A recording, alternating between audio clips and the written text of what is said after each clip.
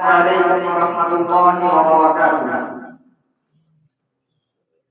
الحمد لله الذي علم الإنسان ما لم يعلم، والصلاة والسلام على النبي الأمي صلى الله عليه وسلم الذي قال: طلب العلم فريضة على كل مسلم ومسلمة، وعلى آله وصحبه أجمعين.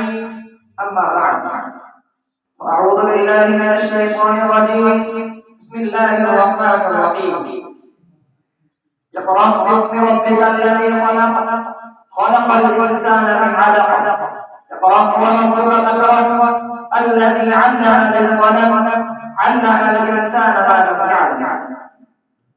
حضرت رحمة البرنامج وزملاء القلوب، اليوم ألقي الضوء على فضيلة العلم، فاعلموا أن العلم نور الحياة وسبيل الخير والرفعة والمجد للفرد والأمة. به يعرف الإنسان دينه وبماذا يأمره وعن أي شيء ينهاه، فيعيش في سلام واطمئنان مع ربه ومع نفسه ومع الناس من حوله.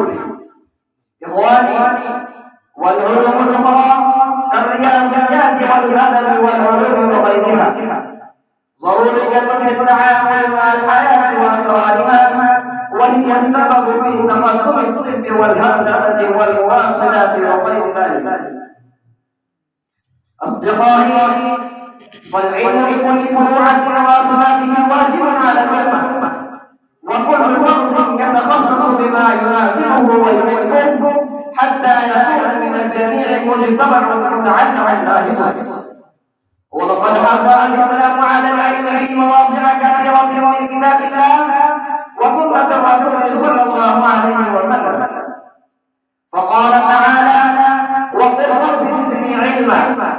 وقال سبحانه: قل هل يستوي الذين يعلمون والذين لا يعلمون. وقال رسول الله صلى الله عليه وسلم: من سلك طريقا يلتمس فيه علما سهل الله له طريقا الى الجنه، وان الملائكه لتضع اجنحتها لطالب العلم لضمن ما صنع. وقال الشاعر: العلم يرفع بيتا لا عباد له، العلم يرفع بيتا لا عباد له، والجهل يهدم بيت العز والشر.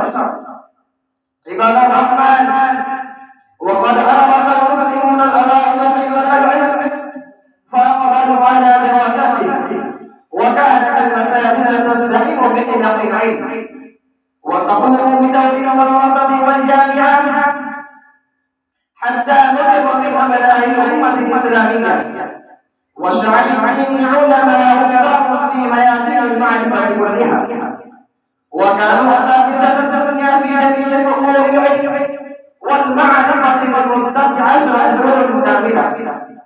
وعنهم أخذ الغرب علما وقد حصاته ونشر شروطه، فما أجدرنا أن نحيي اليوم ما بدأه أجدادنا من قبل في العلم والحضارة وصناعة الحياة. إخواني، اليوم نحن في حاجة كل حد إلى الجد في تحصيل العلم، فإن الجد يدري كل أمر شاق. أكتفي بهذه الكلمات، والسلام عليكم ورحمة الله وبركاته.